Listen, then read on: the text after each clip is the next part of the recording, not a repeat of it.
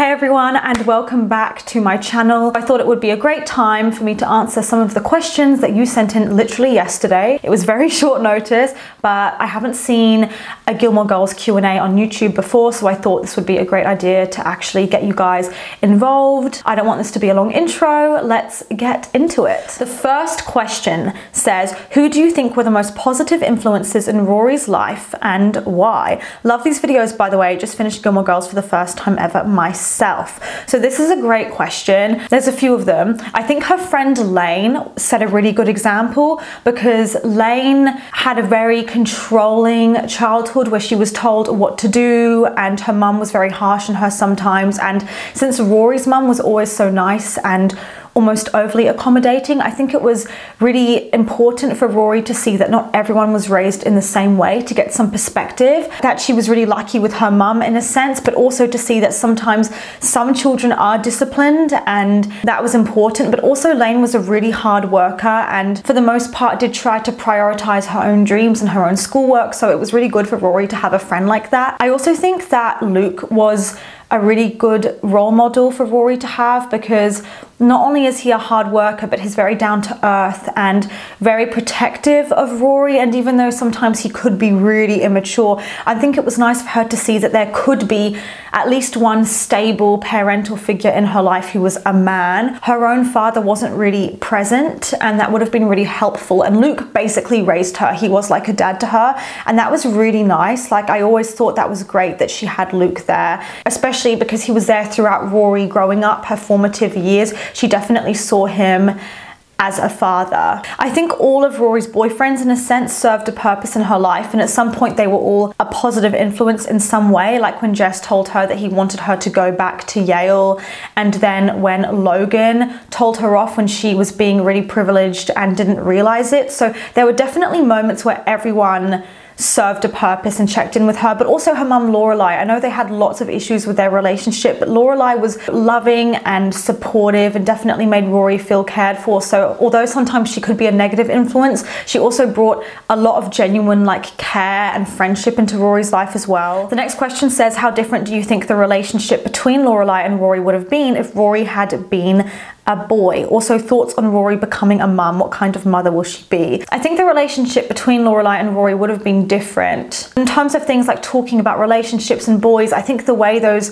things would have been discussed would have been different. I'm not sure if Lorelai would have shamed Rory's boyfriends as much. If Rory had been a boy herself and had girlfriends, I think Lorelai might have been a little bit more chill and relaxed about it. But since Rory was a girl, I think she had this very real fear that Rory would end up like her and end up getting pregnant. And so she was a lot more judgmental and suspicious of Rory's boyfriends. I'm so used to seeing the two of them together. I can't imagine Rory being a boy. That's just such a weird thought to me. And in terms of Rory becoming a mum, I have no idea what kind of mum she'd be. I don't think she'd be a very good one because she can't really parent herself. She's not very good at growing up, the whole self-improvement thing. That sounds a bit mean to say, but I'm not sure if she'd be the ideal mother. She can't really handle anything. I'm not saying you should always put a child's needs before your own. Your own needs are obviously really important. I've never been a mother myself as well, so I literally can't say. I don't know what I'm talking about. I don't feel equipped to answer this question. If you could go back in time to 2016 and walk into the writer's room, what changes would you make to what we finally saw? I don't know whether we're talking about the revival here or the original show, because if it was the revival, I would have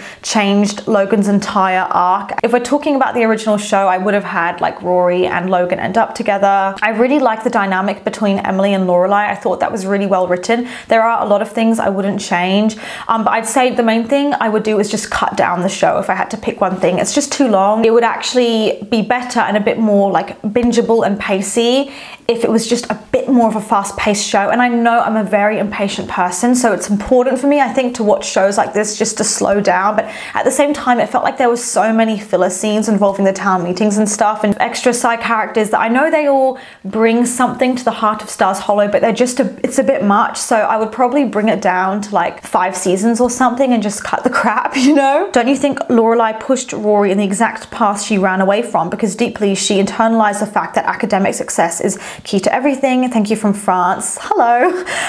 Yeah, I think that she definitely felt loads of regret around how she threw away her own academic future and all those opportunities she missed. And she probably looked back on it as an adult and was like, damn, I really never got the college experience. I didn't get to do this, I didn't do that. And so for her, she's almost overcompensating, trying to make sure that Rory ticks those boxes, because she's like, if I fix this, I fix everything. The next one from Michelle says, what are your favorite, most memorable moments from the show? Honestly, there are so many things. I'd say any moment that Rory like stood up to Emily and told her off, I loved, because Rory was often so forgiving of her grandparents and didn't really see their issues, that I really found it satisfying when she like stood her ground. Hang on, can you see? I don't really like that you can't see my waist, because so stupid, because I'm on a black chair. Is that better? Yeah, see, now you know I actually have a body. Like, isn't that nice? Also, I find a lot of Luke and Lorelai's early season 1 scenes where they're just flirting with each other really memorable, because that's the season where I shipped them the most. So I just really like those little interactions. The next one says, do you think Lorelai's immaturity affected how Rory began to handle things as she got older and contributed to her poor decisions? Also, have you watched Pretty Little Lies Original Sin? I think you would love the direction it takes. I didn't love it, but I have done a whole review about that, so you can go and watch it on my channel. As for Lorelai's immaturity, yeah, unfortunately, Lorelai like had so much going for her, but she did have sometimes some immaturity that came in with how she handled raising Rory. And although that wasn't entirely her fault, with Lorelai not being able to set firm enough boundaries with Rory sometimes, I can't say this one thing shaped Rory. Like, it's so many things that make you a certain way, you know, not just Lorelai being immature, but definitely like her parenting style sometimes was just too lax, to be honest. Annie said, were you satisfied with how the writers went with Emily and Lorelai's relationship throughout the show and reboot? Would you have wanted it to be mended a bit better? To be honest, I think their relationship is realistic because it's dysfunctional, so I can't even criticize that, because it just feels so real and raw. And just especially like, because I've been watching the revival at the moment to do a review, that scene after Richard's death where Lorelai seems to be taking the piss out of Richard and like embarrassing his name and like being disrespectful, but it's not that, it's just that she's actually really not only upset that he died, but she realizes she doesn't have these positive memories with him, and so she finds it hard to cope with. But at the same time, I would understand how it comes across like she's spiteful and taking the piss out of the whole thing. So I understand Emily's perspective of how Emily's like,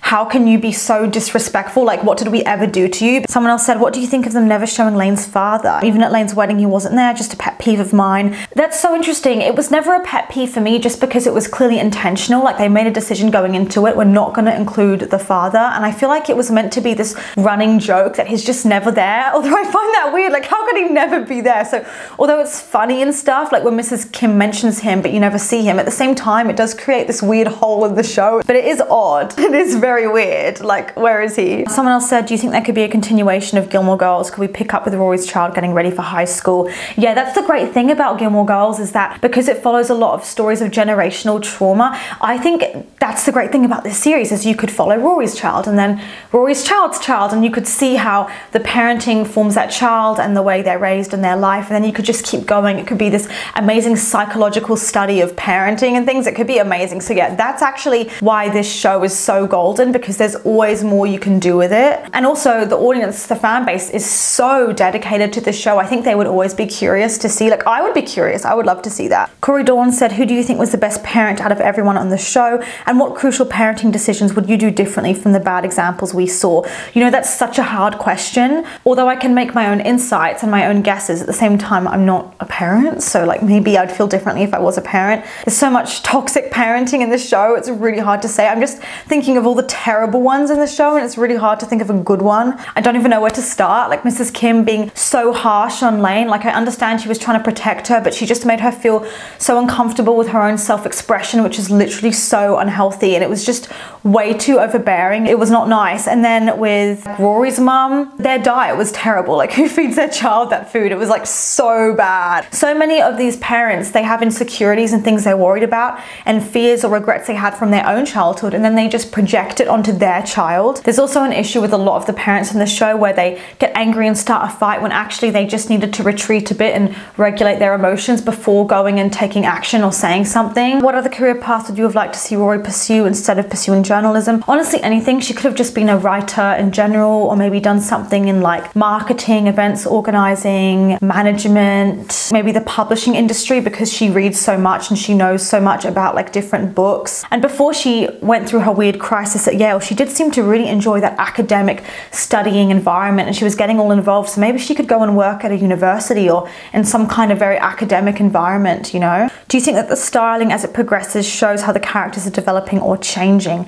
Yes, I do. I'm not gonna, I mean, I can make a whole video about that, but even when you look at the character's hair and how it changes, it says so much. Like when Rory starts dating Jess, her hair starts getting curly and more wild. And then later on in the show, when she thinks that she's gonna like end things with Logan, or there's some crisis she has, she gets some pink streaks in her hair because she's rebelling and stuff. Like there's so many times where even something as simple as her hair reflects her character development.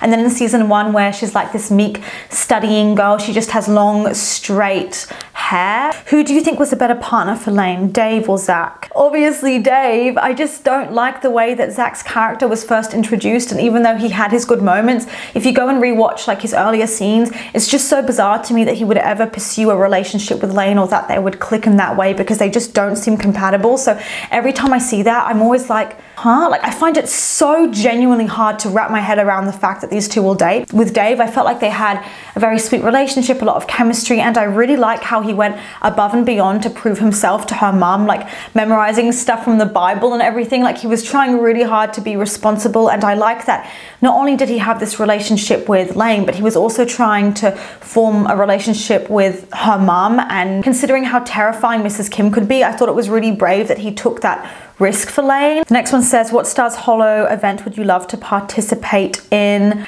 There's literally so many. I really like that basket competition they did. Like everyone brings in baskets of food, then you get a basket and then you share lunch with the person who bought your basket or something. That sounded like so much fun. And also that 24-hour dancing competition sounds like fun, even though I definitely would pass out like an hour in. I just love the sound of that. So probably those ones. Honestly, my favorite thing about Stars Hollow is all the little community events they do. I feel like that's so wholesome. The next one says, what would you have liked to see in the revival that wasn't included? So many things. Probably Rory and Logan like getting married, to be honest, and maybe something to do with Lane getting this career and life that she actually deserved. Why do you think so many people forget about the Jess incident at the party where he pressures her? Yes, oh my gosh, I think it's because Jess had so many standout moments and such a great arc that we just want to overlook that terrible scene at the party and be like, oh, he was in a bad mood, like he was in his bad boy phase, it's fine. But it actually dismisses the severity of that incident and like how aggressive. Not only was he being kind of salty and rude at Rory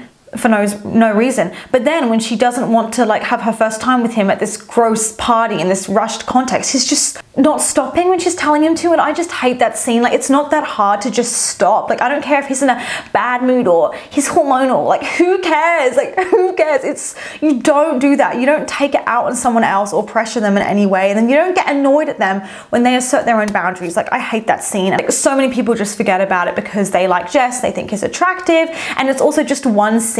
How do you think the story would have been impacted if Emily and Richard weren't a part of their lives at all? The show would be a lot more slow. Richard and Emily are such key players. Like I genuinely don't know what you would do without them. And I think that Rory would have been way less obnoxious, but then she also never would have met Logan. She probably would have gone to a completely different university like Harvard. She would have known that she would have had nowhere to go, nowhere to stay, and her mum wouldn't have allowed it. So even if she was having a hard time at uni, I think she would have known that it's not an option for her to drop out because that safety net wouldn't really have been there in the same way. So I think she would have been more humble, but at the same time there are so many like experiences that she wouldn't have had. I don't think it would be as good because so much of the show discusses generational trauma and parental relationships and stuff, and so if you cut that out, for me that's some of the best parts of the show that are missing. How do you feel about Rory cheating on Dean with Jess, and then Dean cheated on his wife? She was a teenager, so even though I didn't like it, I could tolerate it because she was just really really confused with handling these relationships for the first time. But then when Dean cheated on his wife with Rory, that pissed me off simply because it wasn't just a passing girlfriend or something. It was like a wife, and he was acting as if he was all mature and he can have this marriage, but then he can't even break up with her in a nice, respectful way, and he has to go behind her back. Yeah, I don't like it. Why did Lorelai string Luke along for so long by denying there was anything romantic going on between them when everyone around her was saying it was obvious he had feelings for her? Then she sabotaged his relationship, saying, "Don't marry her." Lorelai did this thing where she basically put off Luke. When he started dating someone else or fancying someone else, she'd be like, "Oh my god, Luke, don't marry that person." I think it's because Lorelai has this avoidant attachment style. It's quite relatable, so I'm not gonna be too harsh about it because it's like, it happens, but it was another sign of her emotional immaturity, I think, because she knew she fancied him, but I think she was avoidant and she didn't really think that she deserved that kind of relationship, because I think she subconsciously knew if they got together it would be like maybe too good, and she doesn't think she deserves good things, so she was like, oh, I don't want to go there. And also she enjoyed their friendship, so I don't think she wanted to ruin that, and she always goes to his diner, so it's like, okay, let's not make it awkward. But then when she knew that they could date and it would be a good thing, she didn't want to, because she was like, he probably has bad motives, like I'm gonna push him away, or we're better as friends. Like she didn't want to admit to herself that the connection was there. I think maybe out of insecurity or just genuinely being avoidant. I can have him when I want him, but it's almost like you don't know what you've got until it's gone, because then when he actually started to move on and he became more scarce, she was like, oh wait, actually, no, come back, I do like you. And then I think it made her think about what it would be like without him there, and then she got a bit jealous and then wasn't happy about the situation. But then when he was actually there showing up, it scared her off a bit. I think so many of us can relate to that, to be honest, you know, where you think you don't want something until you do. But I don't know, at the same time it was stupid, because just when he started to be happy with someone, she was sort of getting annoyed by that, and I didn't like that. I did feel like it was selfish. Like, you should be, if you don't want to date him, you should be happy for him when he tries to move on. You should be supportive and excited for him. But yeah, they were flirting and she blatantly knew what was going on, but then she never like acted on it. She just noticed it and then let the moment pass, and that literally happened so many times. Lane didn't deserve the cheerleader storyline just to write in an argument between her and Rory. Yeah, there was this thing around Lane being a cheerleader in the early seasons and Rory being like, wow, are you really becoming like all the other girls? I thought we were quirky and special. Like, why would you be a cheerleader? And yeah, that was a stupid storyline. I guess it was just to create some convoluted drama, which is what happens a lot in this show. It's just very forced. Out of all the characters in the show, who do you feel you are most like? Oh God, I'm really worried if I answer this wrong, then I'll like fuck it up for myself. Oh my God, I literally don't know. I feel like I have nothing in common with any of these people. To be fair, I can have a lot of energy sometimes, but nowhere near as much as Lorelai's. Not that degree of energy. Hers is like constant. I don't think I can keep up with that. I mean, there are some shared traits there. Like, I'm a huge bookworm like Rory, but I can't think of one character where I'm like, oh yes, I resonate with them so much. Maybe Lane? No, actually, I can't think of anyone, I'm sorry. Who do you believe was the best boyfriend or husband for Lorelai? Honestly, a lot of the way the boyfriends and relationships are written on the show, I just don't like. I've got so many issues with so many of them where I'm like, I don't like this, I don't like that, I don't like this, I don't like that. Like, genuinely, so many issues.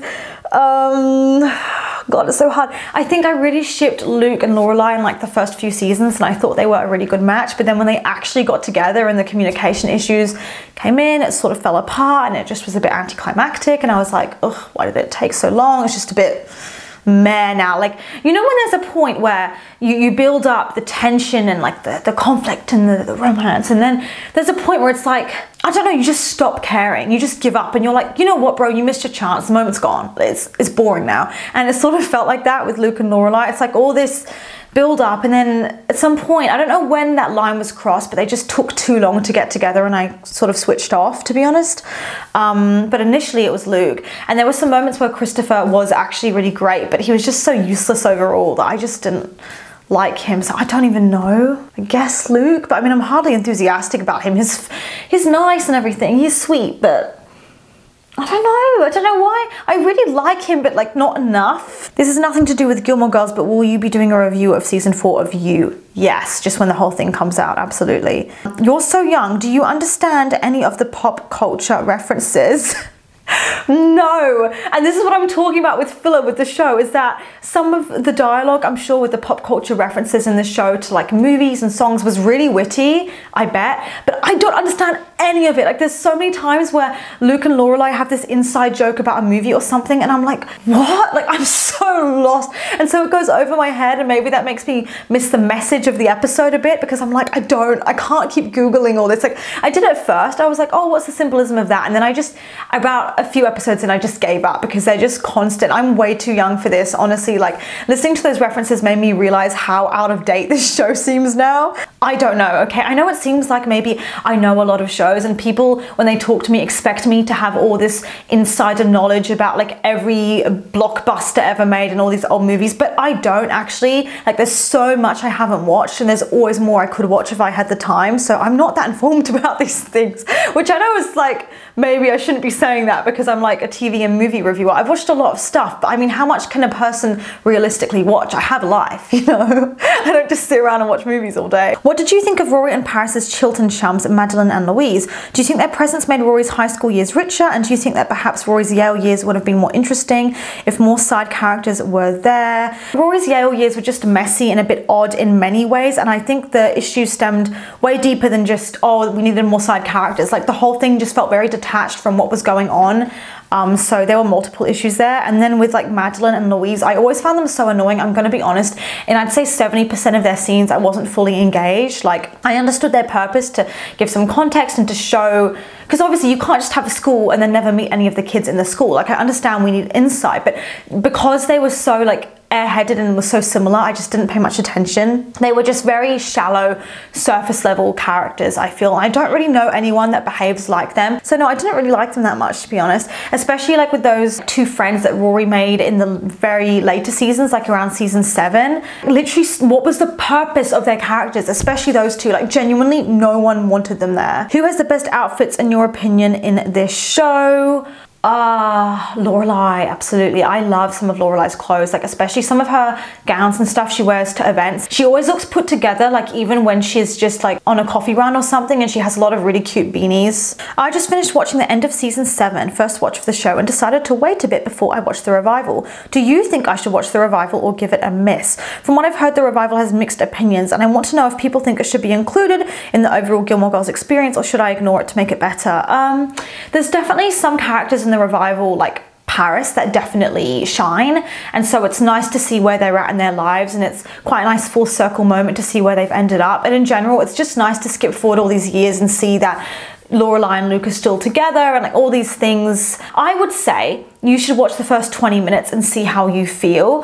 For me, because I found Rory so annoying and stuff, I don't like the revival, and I don't consider it like endgame. Like I wouldn't go back and rewatch the revival. I think it's very mediocre. I would not consider it part of the Gilmore Girls experience or anything like that, but at the end of the day, it's your decision, you know? And maybe you're just less fussy than me. I mean, I think the overall consensus, to be honest, is pretty negative. It's not like rave reviews, but you should decide for yourself, you know? I love your videos, and I find the Gilmore Girls relationship with each other and men fascinating to watch. Do you think Lorelai would have married Luke if it weren't for the storyline with April's mom? If Luke wasn't in the picture, who do you think Lorelai would have ended up with? I think Lorelai always would have ended up marrying Luke, because it was so clear the writers were going to make that happen with him as a main love interest. But if he wasn't in the picture at all, I don't know. Like I think they would have tried to make it work with Christopher, but they always portrayed them as like this doomed lovers thing, and the minute she actually properly went for it and explored it with Christopher, it all fell apart. And I think very much Christopher was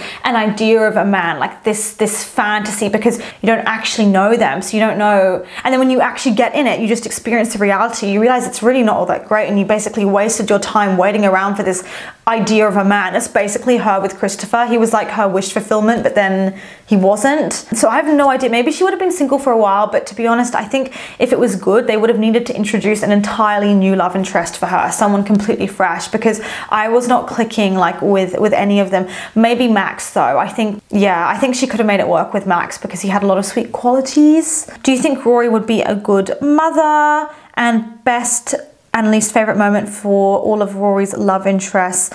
I think Rory would be a fine mother, like I said, but I think in order to really be a good parent to a child though, you probably need to like have your shit together, have your life in order, you know, feel good in yourself and be able to take care of yourself, be self-sufficient. And Rory had some of that sort of happening, but I don't know, I think the way she handled her relationships really was very bad. So she would have set a good example in some senses, but I don't know if she would have had like a stable relationship setting a good example to her child, because she kept like cheating on her boyfriends and stuff. So I don't know what would have happened there. And in terms of like the best moment for all of Rory's love interests and stuff, a lot of Dean's best moments were in season 1, where he was just trying to woo Rory and she was sort of getting nervous around him, and he was just trying to talk to her about books. And I think especially when he was trying to get Lorelai to like him, that was a really good moment for him. Like when he was trying to win Lorelai over and show her that he'd be a good boyfriend, that he wouldn't hurt Rory. I really loved that. And I think his least favorite moment was honestly anytime he became all like fake macho. It was just really cringe. And then when he obviously cheated on Lindsay and underplayed everything to Rory so she'd want to be with him, so many of Dean's moments I didn't love, to be honest. But I think another one of his best moments was actually in the revival, where you could see that he was a lot more emotionally grounded and he'd sort of grown up and figured his shit out. I thought that was really attractive and nice, so I really liked that for him, that like first scene we see of him in the revival. Oh, and then as for Jess, I'd say like his best moment was when he did little gestures for Rory to show that he cared, but then like got a bit embarrassed and didn't really want to like admit how much he cared, but like clearly did, like when he did little thoughtful things for her. Honestly, anytime he encouraged her in her work, her career, taking risks, I just thought that was great. And obviously his worst moment was pressurizing her at the party, and also any moment I'd say where he just ghosted her and disappeared, leaving her devastated, and then came back in to like drop a love confession and then like disappeared again when she said like all that. I hated the instability of that, so that was bad. And I'd say for Logan, his best moment was like, I mean, he has so many best moments.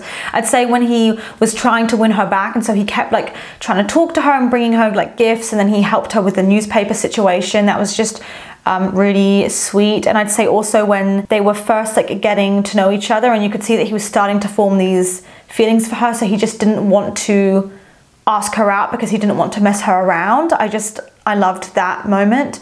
His worst moment was when he like slept with his sister's friends. I don't know what that was about. And also I'd say a bad moment was like that whole breakup at the end where he was like, if you don't marry me, we're over. Like, okay, that was such shitty writing. There were quite a few, again, just really poorly written moments for Logan where I was like, and obviously everything in the revival from start to finish for Logan, everything. Like, where do I start? What do I say? I'm speechless. So yeah, I'm really sorry if I couldn't answer all of the questions today. It's just been very hectic. And make sure like you go and watch my other Gilmore Girls videos in this series. I'm currently watching Ginny and Georgia to do a review because I had requests. I heard you, I listened, it's coming. It's funny because it's like the modernized version of Gilmore Girls, honestly, but like the tackier version. So, but it's fine. Like I might like it. I don't know. I can't speak too soon, but make sure you subscribe and click the notification bell and then all, so you get all notifications. I can see that like 50% of you guys aren't subscribed. I know who you are.